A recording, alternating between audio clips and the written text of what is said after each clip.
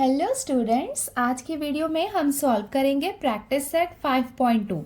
देखो यहाँ पे फर्स्ट क्वेश्चन हमें क्या दिया हुआ है। For each of the following experiments write sample space S and number of sample points n S. तो यहाँ पे हमें 2 सब क्वेश्चंस गिवन है, तो हमें क्या करना है ईच क्वेश्चन का। अगर मान लो यहाँ पे हम क्वेश्चन नंबर 1 की बात कर रहे हैं तो इसका हमें क्या फाइंड करना है, sample space S and number of sample points n S. ये हमें फाइंड करना है दोनों क्वेश्चन के लिए। सबसे पहले तो हमें पता होना चाहिए कि सैंपल स्पेस और सैंपल पॉइंट्स का मीनिंग क्या होता है। सो हम इस कॉइन की हेल्प से समझते हैं कि सैंपल स्पेस और सैंपल पॉइंट्स क्या होता है। देखो हमें ये बात पता है कि कॉइन में 2 साइड होते हैं। ये साइड होता है हेड और ये साइड होता है टेल।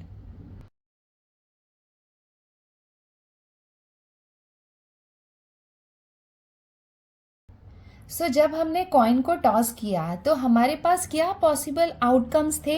या तो हेड आ सकता था या फिर टेल आ सकता था। इसका मतलब जब हम कॉइन को टॉस करेंगे तो हमारे पास 2 ऑप्शंस रहेंगे, या तो हेड आ सकता है या फिर टेल आ सकता है। मतलब पॉसिबल आउटकम कितने आ सकते हैं, 2 आ सकते हैं।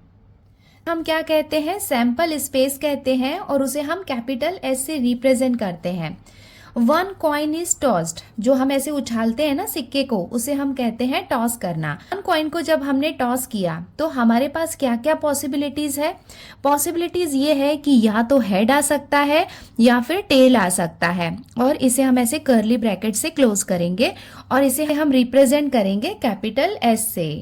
इसका मतलब सैंपल स्पेस को हम कैसे डिफाइन कर सकते हैं, कलेक्शन और set of a possible outcome of a random experiment. तो हमने जो कॉइन को टॉस किया वो क्या था, रैंडम एक्सपेरिमेंट था।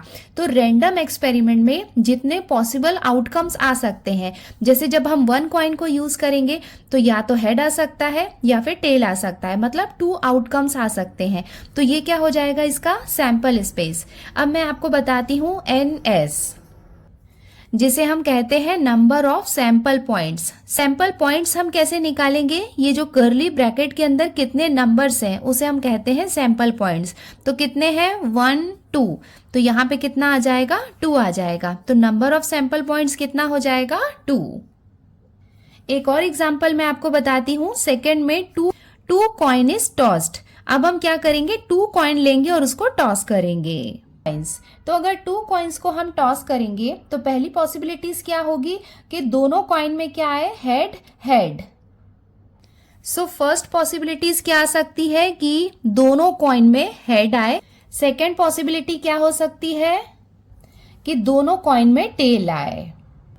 सो सेकेंड आउटकम क्या हो सकता है कि दोनों में टेल आए। थर्ड पॉसिबिलिटी क्या हो सकती है कि जो फर्स्ट कॉइन है उसमें हेड आए और सेकेंड कॉइन में टेल आए। सो हमारा थर्ड आउटकम ये हो सकता है कि पहले वाले कॉइन में हेड आए और जो सेकेंड वाला कॉइन है उसमें टेल आए। और फोर्थ पॉसिबिलिटी क्या हो सकती है कि फर्स्ट वाले में टेल आए और सेकेंड वाले में हेड आए।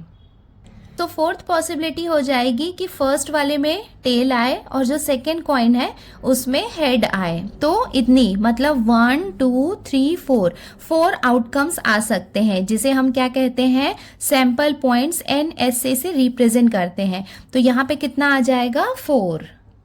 अब आप खुद सोचो कि यहाँ पे अगर हमने 2 कॉइन्स लिया है तो सैंपल स्पेस सिर्फ 4 पॉसिबल है। अगर और कोई पॉसिबल है आपको लगता है तो आप मुझे कमेंट बॉक्स में बता सकते हैं।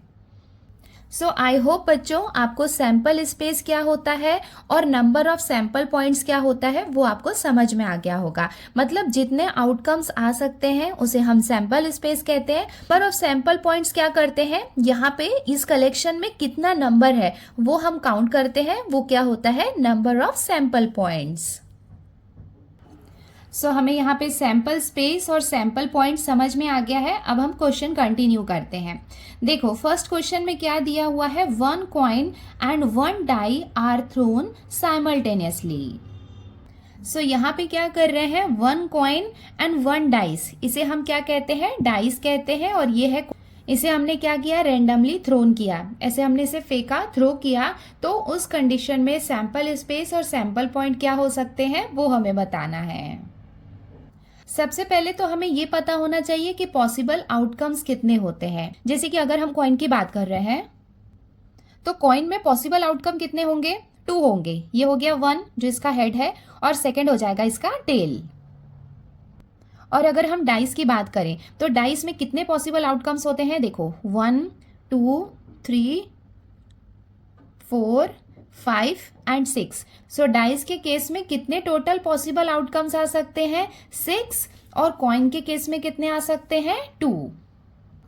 देखो अगर हमने इसको थ्रोन किया तो फर्स्ट कंडीशन क्या हो सकती है कि यहाँ पे डाइस में 1 आ रहा है और उसके साथ में हेड है।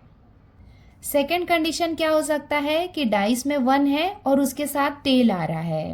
बिकॉज कॉइन के केस में या तो हेड आ सकता है या फिर टेल आ सकता है। और अगर यहाँ पे मान लो 2 आता है, बिकॉज हम रैंडम एक्सपेरिमेंट करते हैं, थ्रो करते हैं, तो कुछ भी आ सकता है, 1 आ सकता है। अगर मान लो 2 आता है तो 2 के साथ में भी 2 कंडीशंस हो सकती है। 2 के साथ में या तो हेड आ सकता है या फिर 2 के साथ में टेल आ सकता है। सेम वैसे ही अगर हम 3 लेंगे तो 3 के साथ हेड आ सकता है या फिर 3 के साथ टेल आ सकता है। 4 के साथ हेड आ सकता है या फिर 4 के साथ टेल आ सकता है। 5 के साथ हेड आ सकता है या फिर 5 के साथ टेल आ सकता है। 6 के साथ हेड आ सकता है या फिर 6 के साथ टेल आ सकता है। अब हम इसका आंसर लिख लेते हैं। When a coin and dice are thrown simultaneously, sample space, इसका मतलब कलेक्शन और सेट ऑफ पॉसिबल आउटकम, ये कितना हो जाएगा। सबसे पहले हमने देखा था कि डाइस में हमने 1 लिया था, तो 1 के साथ में या तो हेड आ सकता है या फिर 1 के साथ में टेल आ सकता है। सेकेंड में हमने देखा था कि 2 के साथ में हेड आ सकता है या फिर 2 के साथ में टेल आ सकता है। तो इसे उसके बाद हमने 3 लिया है, तो 3 के साथ में या तो हेड हो सकता है या फिर 3 के साथ में टेल हो सकता है। सेम ऐसे ही हम लिखते जाएंगे। 4 के साथ में या तो हेड हो सकता है या फिर 4 के साथ में टेल हो सकता है। देन उसके बाद में 5 के साथ में या तो हेड हो सकता है या फिर 5 के साथ में टेल हो सकता है। देन उसके बाद 6 के साथ या तो हेड हो सकता है या फिर 6 के साथ में टेल हो सकता है। तो टोटल 6 ही यहाँ पे पॉसिबल था और इसके साथ में सिर्फ हेड और टेल पॉसिबल था। तो हमने यहाँ पे टोटल जितनी पॉसिबिलिटीज थी वो सारी हमने यहाँ पे लिख ली है। तो ये तो हमने फाइंड कर लिया सैंपल स्पेस। ये क्या हो गया, कलेक्शन ऑफ पॉसिबल आउटकम। अब हमें क्या करना है, नंबर ऑफ सैंपल पॉइंट, जिसे हम NS से रिप्रेजेंट करते हैं, वो क्या करते हैं, ये कर्ली ब्रैकेट के अंदर जितना है उसको हम काउंट करते हैं। देखो ऐसा मत करना इसको 1 और इसको 2 काउंट कर रहे हो। यहाँ पे जो एक्सपेरिमेंट हुआ है उसमें कॉइन और डाइस को हमने साथ में थ्रो किया है, तो ये पूरा एक है। 1 2 3 4 5 6 7 8 9 10 11 12।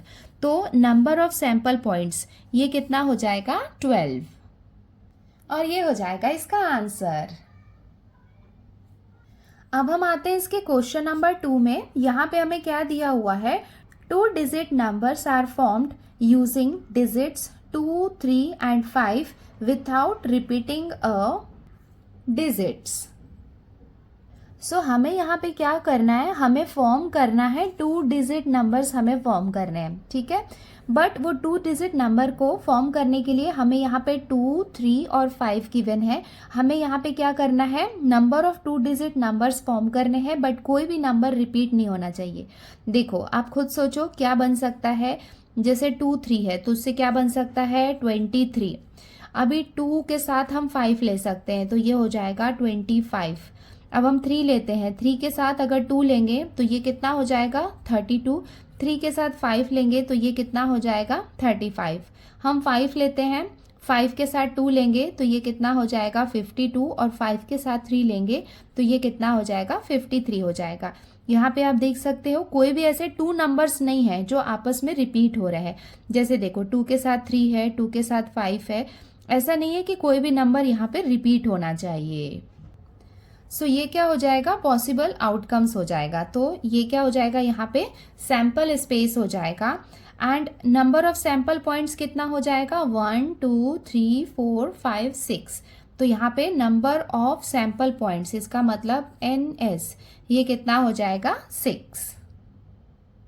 और ये हो जाएगा इसका final answer. The 2-digit number formed using digits 2 3 and 5 sample space S equals to, ये हमने सारे पॉसिबल आउटकम्स लिख लिए, और नंबर ऑफ सैंपल पॉइंट्स ये कितने हो जाएंगे, 6। ये कैसे निकालते हैं, 1 2 3 4 5 6, यहाँ पे कर्ली ब्रैकेट के अंदर जितने भी नंबर्स है उसको हम काउंट करते हैं, वो हो जाता है नंबर ऑफ सैंपल पॉइंट्स, और ये हो जाएगा इसका answer.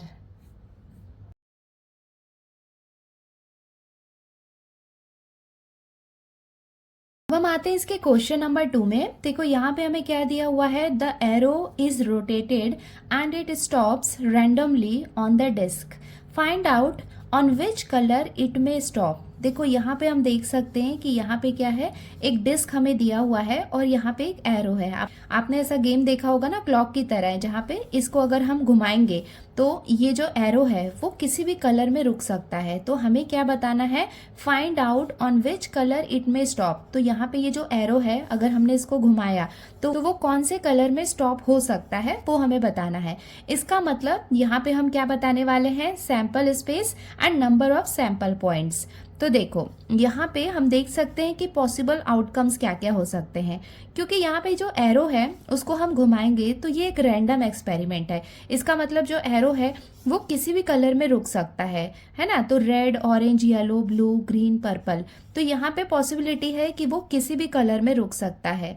And number of sample points वो कितना हो जाएगा, 1 2 3 4 5 6। सो इसका आंसर हम कैसे लिखेंगे, an arrow stops on a circular disc made of 6 colours. तो एरो जो है वो किस में स्टॉप करेगा, सर्कुलर डिस्क में, जिसमें 6 कलर है। तो सैंपल स्पेस में क्या हो जाएगा, जो भी कलर्स थे उनके सारे हमने यहाँ पे नाम लिख लिए हैं, red, purple, orange, yellow, blue, green. ये क्या है, पॉसिबल आउटकम है। इसका मतलब एरो यहाँ पे किसी भी कलर में स्टॉप हो सकता है। तो ये हो जाएगा sample space. Number of sample points क्या हो जाएगा, मैंने आपको बताया था कि यहाँ पे जितने भी आउटकम है उसको हम काउंट करते हैं, 1 2 3 4 5 6। तो NS कितना हो जाएगा, 6, और ये हो जाएगा सेकेंड का आंसर।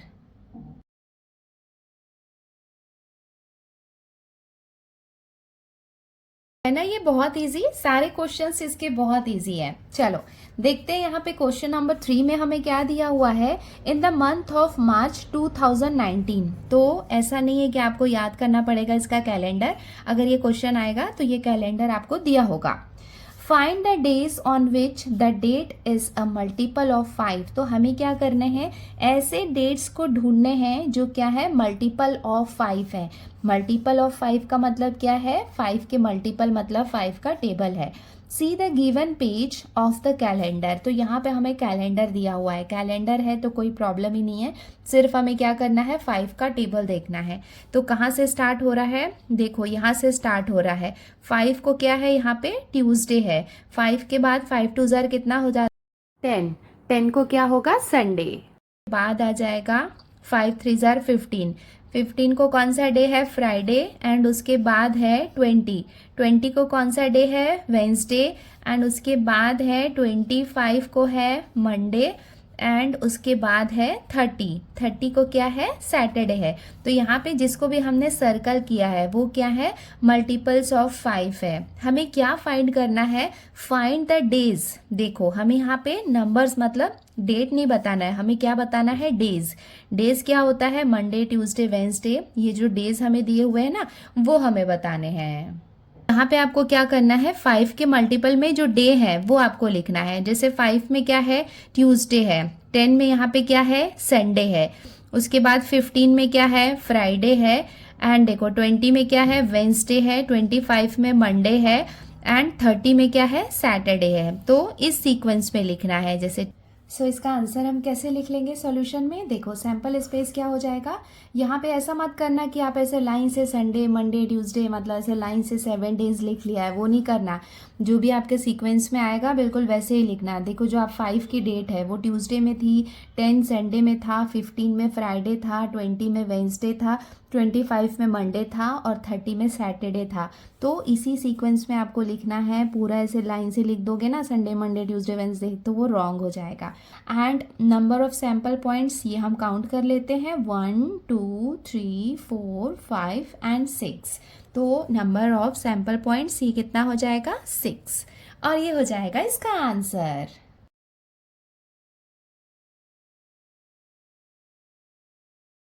अब हम आ गए इसके लास्ट क्वेश्चन में। देखो क्वेश्चन नंबर 4 में हमें क्या दिया हुआ है, form a road safety committee of 2। इसका मतलब क्या है, रोड सेफ्टी कमिटी है जिसमें 2 में क्या क्या है, देखो फ्रॉम 2 बॉयज, तो उसमें क्या है 2 बॉयज हैं और 2 गर्ल्स है।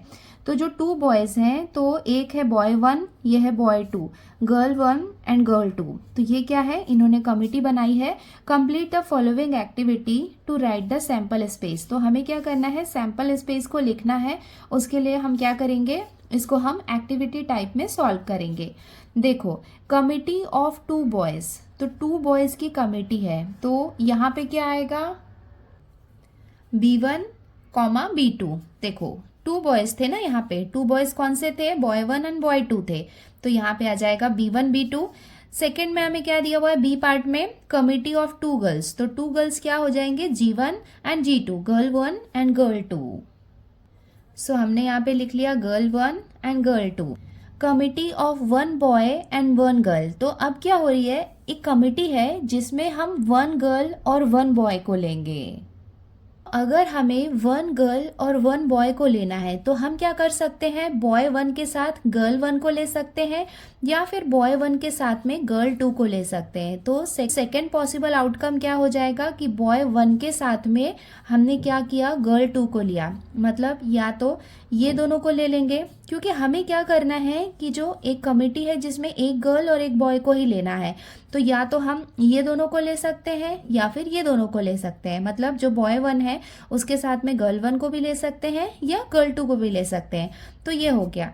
सेकेंड कॉम्बिनेशन में हम बॉय 2 को ले लेंगे और बॉय 2 के साथ में या तो हम गर्ल 1 को ले सकते हैं या फिर बॉय 2 के साथ में हम सेकेंड गर्ल को ले सकते हैं। तो या ऐसा ऐसा या फिर ऐसा और ऐसा, ये कॉम्बिनेशन बन जाएगा। तो देखो आप देखोगे कि जितने भी पॉसिबल आउटकम हैं उन सब में एक बॉय है एक गर्ल है, एक बॉय है एक गर्ल है। मतलब हमने गर्ल 1 या गर्ल 2 को लिया है, it doesn't matter, but her box में एक बॉय और एक ही गर्ल होना चाहिए और कहीं पे भी रिपीट नहीं होना चाहिए। For sample space, sample space क्या हो जाएगा, देखो पहला कंडीशन क्या हो जाता है कि बॉय 1 और बॉय 2, नेक्स्ट में दोनों गर्ल भी हो सकते हैं, गर्ल 1 और गर्ल 2 ये भी हो सकते हैं। यहाँ पे मैं थोड़ा बड़ा लिख रही हूँ बिकॉज यहाँ पे एग्जैक्टली फिट नहीं हो रहा है। थर्ड कॉम्बिनेशन आप खुद बताओ क्या हो सकता है, बॉय 1 के साथ में हम गर्ल 1 को ले सकते हैं, मतलब यहाँ पे जो हमने किया है वो ये हो जाएगा, या फिर बॉय 1 के साथ में हम गर्ल 2 को ले सकते हैं, या फिर जो सेकेंड बॉय है उसके साथ हम गर्ल 1 को ले सकते हैं, या फिर सेकेंड बॉय के साथ में हम सेकेंड गर्ल को ले सकते हैं। और ये कर्ली ब्रैकेट हम यहाँ पे बना लेते हैं। तो 1 2 3 4 5 6 NS कितना हो जाएगा, 6 हो जाएगा, बट NS हमें यहाँ पे फाइंड नहीं करना है। तो सैम्पल स्पेस क्या होता है कि सैम्पल स्पेस में टोटल कितने आउटकम्स आ सकते हैं।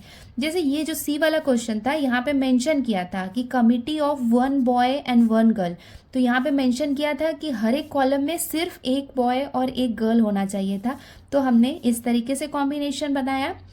बट सैम्पल स्पेस का मतलब क्या है कि 2 लोग होने चाहिए बट कोई भी कॉम्बिनेशन हो सकता है। तो यहाँ पे हमने 2 बॉय और 2 गर्ल का भी कॉम्बिनेशन बना लिया था। तो 1 2 3 4 5 6 सैम्पल स्पेस हमने यहाँ पे क्या निकाला, 6 यहाँ पे पॉसिबल आउटकम्स थे। और अगर मान लो NS भी निकालना रहेगा तो NS कितना हो जाएगा, 6 हो जाएगा। और ये हो जाएगा इसका आंसर।